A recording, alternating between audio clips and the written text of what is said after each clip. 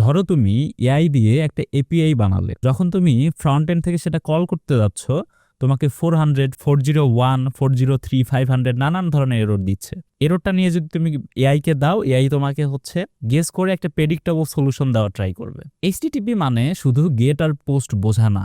HTTP মানে হচ্ছে status কোডের মিনিং কি সেটা বোঝা, এটার কিভাবে কাজ করে সেটা বোঝা, অথরাইজেশন কোথায় যায় সেটা বোঝা, কন্টেন্ট টাইপ কেন দরকার সেটা বোঝা, কুকি এবং টোকেনের মধ্যে পার্থক্য কি সেটা বোঝা সহ নানান কিছু।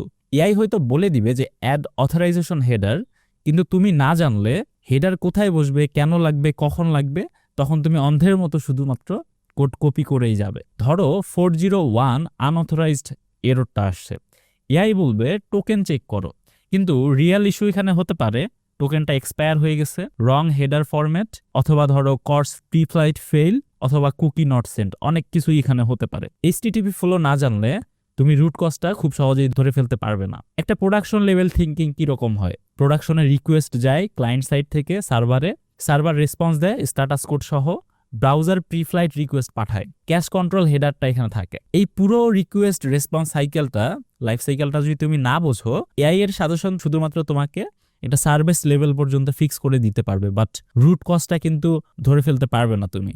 সো ডেভেলপার আসলে বুঝে যে ডাটাটা কোথা থেকে আসছে, কোথায় যাবে এবং কেন রিজেক্ট হচ্ছে। সো অ্যাজ এ ডেভেলপার তোমার ফান্ডামেন্টাল নলেজটা কিন্তু এখানে কাজে দেয়।